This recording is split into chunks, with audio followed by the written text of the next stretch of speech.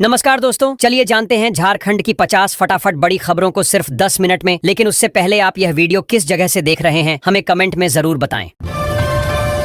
झारखंड में पेयजल एवं स्वच्छता विभाग ने ग्रामीण इलाकों में पानी की समस्या दूर करने के लिए बड़ा अभियान शुरू किया है। करीब 15,000 खराब हैंडपंपों की मरम्मत कराई जाएगी और 8,000 नए पानी कनेक्शन लगाए जाएंगे ताकि गर्मी में गांवों के लोगों को साफ पेयजल आसानी से मिल सके और जल संकट कम हो सके।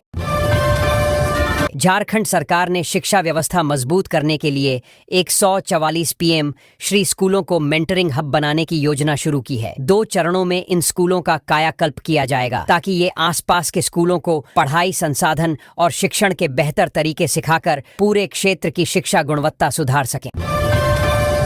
रांची में 8 मार्च को अंतर्राष्ट्रीय महिला दिवस के मौके पर खास पहल देखने को मिलेगी। इस दिन रेलवे स्टेशन से चलने वाली एक विशेष ट्रेन की कमान पूरी तरह महिलाओं के हाथों में होगी, यानी संचालन से लेकर व्यवस्था तक की जिम्मेदारी महिला रेलकर्मी संभालेंगी।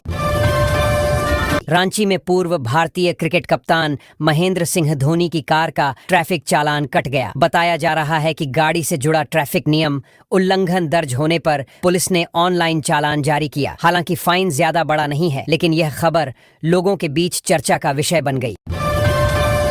झारखंड में मार्च की शुरुआत में ही लोगों को जून जैसी गर्मी महसूस होने लगी है। मौसम विभाग के अनुसार खासकर कोल्हान क्षेत्र में तापमान तेजी से बढ़ रहा है और यह 40 डिग्री के करीब पहुंच सकता है, जिससे लोगों को अभी से तेज गर्मी और लू जैसी परिस्थितियों का सामना करना पड़ सकता है। झारखंड में पेयजल और स्वच्छता विभाग ने ग्रामीण इलाकों में पानी की दिक्कत दूर करने के लिए बड़ा अभियान शुरू किया है। करीब 15,000 खराब हैंडपंपों की मरम्मत कराई जाएगी और 8,000 नए पानी कनेक्शन भी लगाए जाएंगे ताकि गांवों में रहने वाले लोगों को गर्मी के मौसम में साफ और पर्याप्त पेयजल आसानी से मिल सके। झारखंड में मौसम का मिजाज अचानक बदलने लगा है। मौसम विभाग का कहना है कि 9 मार्च तक कई जिलों में हल्की से मध्यम बारिश होने की संभावना है। इससे लोगों को बढ़ती गर्मी से थोड़ी राहत मिल सकती है। वहीं किसानों के लिए भी यह बारिश फसलों के लिहाज से फायदेमंद मानी जा रही है। लातेहार जिले के कैमा गांव में उस समय तनाव बढ़ गया जब ग्रामीणों ने थाना प्रभारी समेत 8 पुलिसकर्मियों को घेर कर बंधक बना लिया। बताया जा रहा है कि किसी मामले को लेकर गांव वालों में नाराजगी थी। बाद में अधिकारियों के हस्तक्षेप और समझाइश के बाद हालात धीरे धीरे सामान्य होने लगे। दक्षिण पूर्व रेलवे में रेल लाइन की मरम्मत का काम शुरू होने के कारण कई ट्रेनों के संचालन पर असर पड़ा है। जानकारी के मुताबिक 8 मेमू ट्रेनें फिलहाल रद्द कर दी गई हैं। रेलवे ने यात्रियों से अपील की है कि सफर पर निकलने से पहले अपनी ट्रेन की स्थिति जरूर जांच लें। झारखंड की राजनीति में उस समय हलचल मच गई जब बीजेपी के एक नेता ने मुख्यमंत्री हेमंत सोरेन पर शीश महल बनाने का आरोप लगा दिया। उन्होंने कहा कि यह मामला दिल्ली में अरविंद केजरीवाल के घर विवाद जैसा है। इस आरोप के बाद राज्य की सियासत में बयानबाजी तेज हो गई है। झारखंड में मौसम का मिजाज फिर बदलने वाला है। मौसम विभाग ने बताया है कि कोल्हान समेत कई जिलों में 7 से 10 मार्च के बीच बारिश होने की संभावना है। बादल छाने और हल्की बारिश के कारण बढ़ती गर्मी से लोगों को कुछ राहत मिल सकती है। साथ ही तापमान में भी थोड़ी गिरावट आने के आसार हैं। रांची के पासपोर्ट ऑफिस को बम से उड़ाने की धमकी मिलने के बाद प्रशासन सतर्क हो गया है। ऑफिस के आधिकारिक ईमेल पर यह धमकी भरा संदेश आया, जिसके बाद पुलिस और सुरक्षा एजेंसियां तुरंत हरकत में आ गईं। पूरे परिसर की जांच कराई जा रही है और सुरक्षा व्यवस्था भी कड़ी कर दी गई है।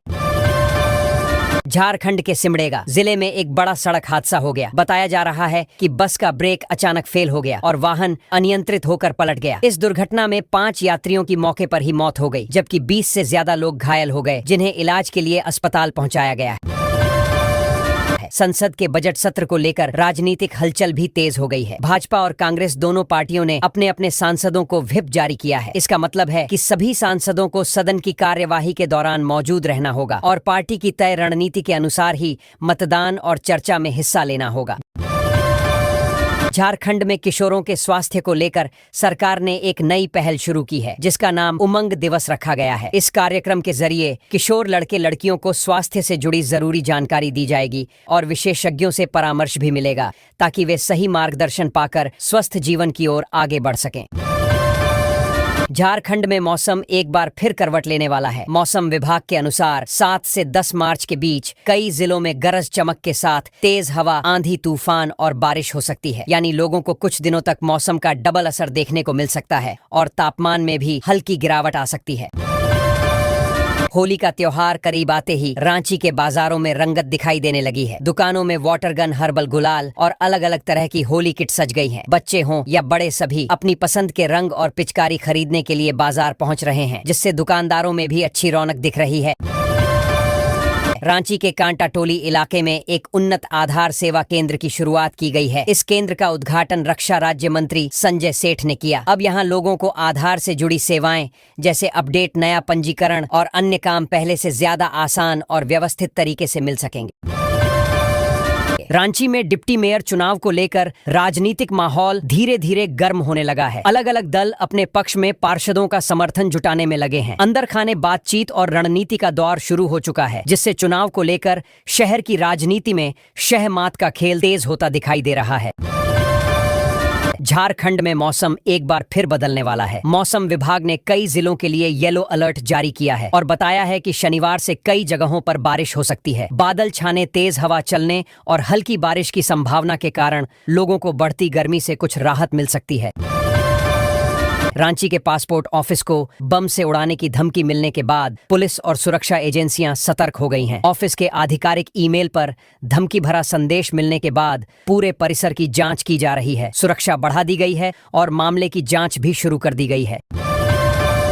रांची के कई इलाकों में बिजली विभाग ने मेंटेनेंस काम के कारण 6 घंटे की बिजली कटौती की जानकारी दी है। तय समय के दौरान बिजली आपूर्ति बंद रहेगी, इसलिए विभाग ने लोगों से पहले से जरूरी इंतजाम करने की अपील की है ताकि उन्हें ज्यादा परेशानी का सामना न करना पड़े। झारखंड भाजपा का 6 सदस्यीय प्रतिनिधिमंडल 7 मार्च को दिल्ली रवाना होने वाला है। बताया जा रहा है कि यह दल वहां SIR विषय पर होने वाली प्रशिक्षण बैठक में हिस्सा लेगा। इस बैठक में संगठन से जुड़े कई अहम मुद्दों और रणनीतियों पर चर्चा होने की संभावना है। सोशल मीडिया पर इन दिनों एक अनोखा वीडियो खूब वायरल हो रहा है, जिसमें किसी ने जुगाड़ तकनीक का इस्तेमाल कर पुरानी मारुति 800 कार को लैम्बोर्गिनी जैसी दिखने वाली कार में बदल दिया है। लोग इस अनोखे प्रयोग को देखकर हैरान भी हो रहे हैं और मजेदार प्रतिक्रियाएं भी दे रहे हैं। झारखंड में अबुआ आवास योजना के तहत सरकार ने 4,50,000 से ज्यादा गरीब परिवारों को दूसरी किस्त देने की प्रक्रिया तेज कर दी है। अधिकारियों को कहा गया है कि जिन लाभार्थियों के घर निर्माण शुरू हो चुके हैं उन्हें जल्दी भुगतान मिले, ताकि मकान समय पर पूरा हो और लोगों को अपना पक्का घर मिल सके। प्रधानमंत्री जनमन योजना के तहत झारखंड में विशेष रूप से पिछड़ी जनजातियों के परिवारों के लिए पक्के मकान बनाने का रास्ता साफ हो गया है। वन विभाग ने जरूरी NOC जारी कर दी है, जिससे दूर दराज के जंगल क्षेत्रों में रहने वाले लोगों को भी अब सुरक्षित और मजबूत घर बनाने में आसानी हो सकेगी। झारखंड सरकार ने नई सौर ऊर्जा पहल के तहत फैसला किया है कि आने वाले समय में सरकारी दफ्तरों की छतों पर सोलर पैनल लगाए जाएंगे। इसके लिए क्रेडा ने टेंडर प्रक्रिया शुरू कर दी है, ताकि बिजली खर्च कम हो और पूरे राज्य में स्वच्छ ऊर्जा का इस्तेमाल धीरे धीरे बढ़ सके। ग्रामीण इलाकों में लोगों को सस्ती दवा और प्राथमिक इलाज आसानी से मिल सके, इसलिए राज्य सरकार ने 750 नए अबुआ क्लिनिक खोलने की योजना को आगे बढ़ाया है। जिलों को इसके लिए फंड भी जारी कर दिया गया है, ताकि गांवों के मरीजों को छोटी बीमारी के लिए शहर नहीं भागना पड़े। रांची के रिम्स अस्पताल में कैंसर मरीजों के इलाज को बेहतर बनाने के लिए सरकार ने लगभग 200 करोड़ रुपए का विशेष फंड बनाने की घोषणा की है। इससे दवाओं और जांच की सुविधा मजबूत होगी और गरीब मरीजों को मुफ्त इलाज दिलाने में अस्पताल प्रशासन को बड़ी राहत मिलने की उम्मीद है। महिला किसान खुशहाली योजना के तहत झारखंड में महिलाओं को खेती के लिए बेहतर बीज, नई तकनीक और प्रशिक्षण देने की तैयारी शुरू हो गई है। जिला स्तर पर पंजीकरण भी शुरू कराया गया है, ताकि गांवों की महिला किसान खेती से अपनी आय बढ़ा सकें और परिवार की आर्थिक स्थिति मजबूत बना सकें। संथाल परगना क्षेत्र में किसानों की उपज खराब न हो, इसलिए सरकार ने 3 जिलों में नए कोल्ड स्टोरेज